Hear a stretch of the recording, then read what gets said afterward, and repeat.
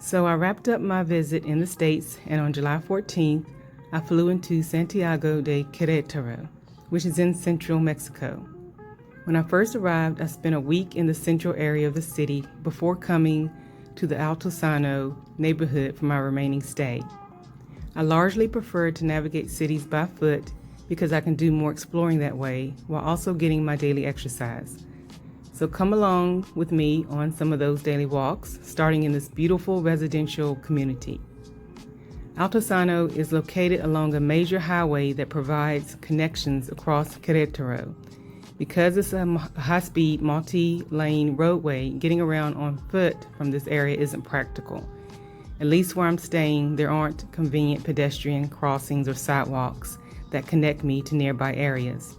Whenever I want to head into the city, I have the option of taking the bus, Uber, InDrive, or DD. Most of the time, I meet my driver at the Audi Center Horquilla, so they don't have to go through the neighborhood security checkpoint. Altozano offers plenty of amenities. At the central roundabout, a massive metallic sculpture depicting a female face serves as one of the area's main visual landmarks. There's also a high-end sports club with a fully equipped gym, tennis and paddle courts, and a semi-Olympic swimming pool.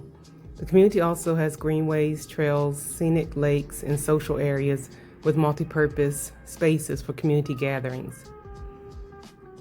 At the entranceway to Altozano, next to the Audi Center, there's a small retail strip with a bakery, fruiteria, and small market, making it convenient for residents to pick up basic necessities without having to drive farther out. I was able to buy a variety of items there without having to regularly go to a supermarket. I enjoyed the fresh produce and even tried the viral frozen fruit trend using pineapple and coconut milk. But it didn't work out too well for me. The fruit was too hard to scrape and blend with the milk, so I had to let it thaw a little at first. In the end, I decided just to eat the fruit as is.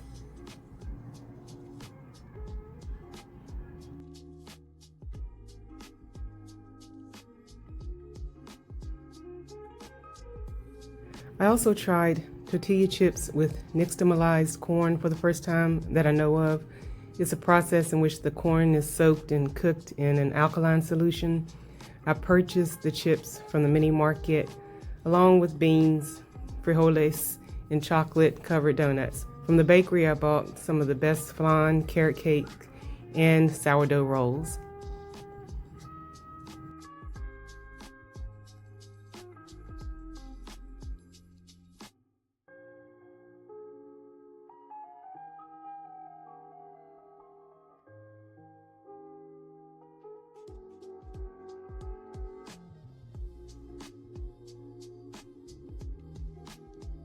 I arrived here during rainy season, and there have been steady showers, even heavy at times, that occur later in the day or overnight, but it has helped temper the high summer temperatures.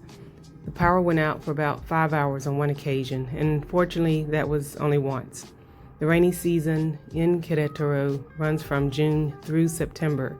The peak months that receive the most rainfall are July and August. For the most part, I've enjoyed many bright and sunny days and have been able to go out for my daily walks.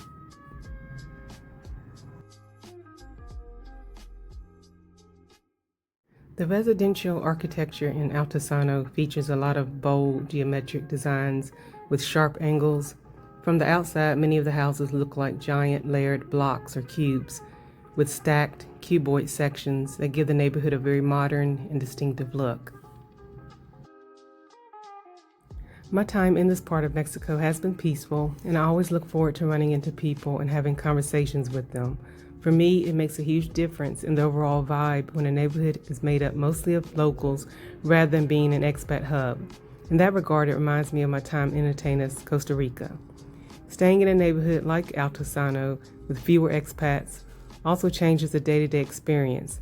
It gives you more opportunities to practice speaking Spanish during everyday interactions with the security guards, shopkeepers, and other people you meet along the way.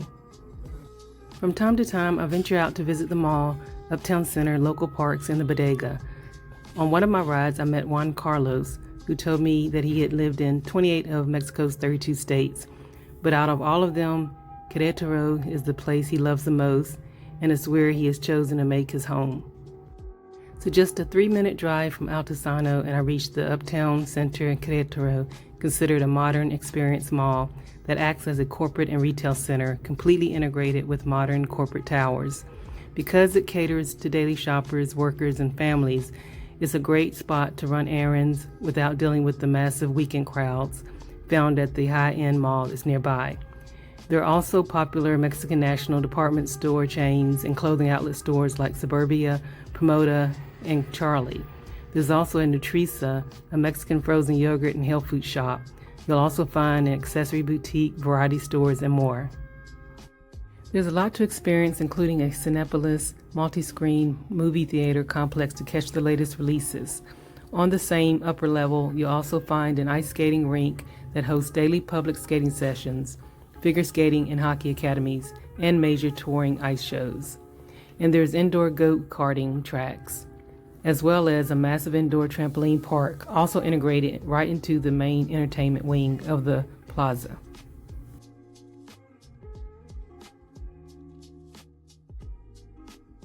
To satisfy my sweet tooth, I found several sweet shops in the city that I love to visit, including an ice cream shop within walking distance of Plaza Puerta La Victoria, located in the Bodega shopping strip.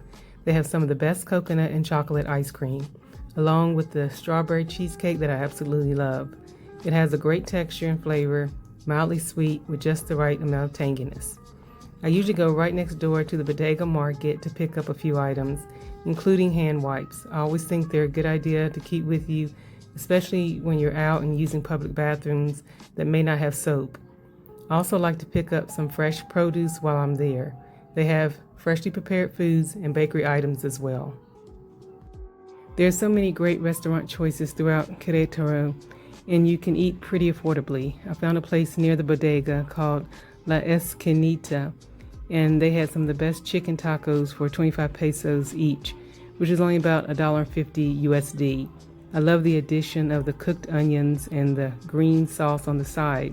I think the sauce was a salsa verde taquera, which is a classic Mexican condiment made from blended green tomatillos, green chilies, onion, garlic, and cilantro. It was muy delicioso. Just around the corner is Plaza Puerta La Victoria, a vibrant multi-level shopping center with an open-air layout. It's only about 5 minutes from the historic center. Because of its central location, it stays consistently busy with local families, business professionals, and tourists.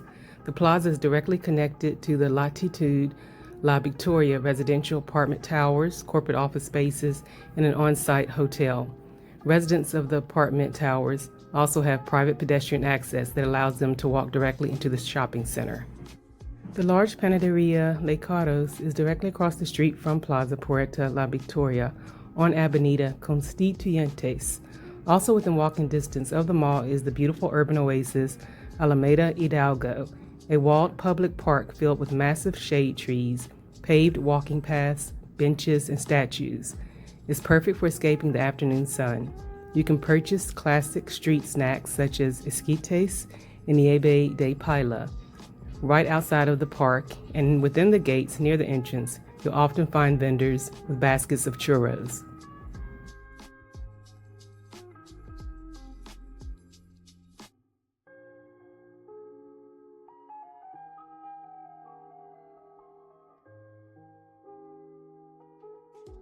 Once you reach the park, you're officially at the edge of the Centro Histórico. You can walk through the park and soon find yourself surrounded by historic plazas, beautiful churches, and local cafes. The Historic Monuments Zone of Querétaro is a UNESCO World Heritage Site known for its distinctive street layout, historic architecture, pedestrian walkways, and rich food scene. Some of the stone-paved pedestrian walkways are known as andadores, and they're great for walking around and exploring the shops, cafes, and other local businesses. While in the city, I also visited the English Christian Church. Pastor Mark and his family were out of the country at the time, so Dr. Angela Martin ministered on the Sunday I attended. I really enjoyed the service and look forward to returning when I'm back in Querétaro. After the service, I walked over to Esperanza Bakery to grab a sweet treat while waiting for my rideshare driver. Overall, I enjoyed my time in Santiago de Querétaro. I consider it a hidden gem and think it's a city you'll enjoy exploring as well.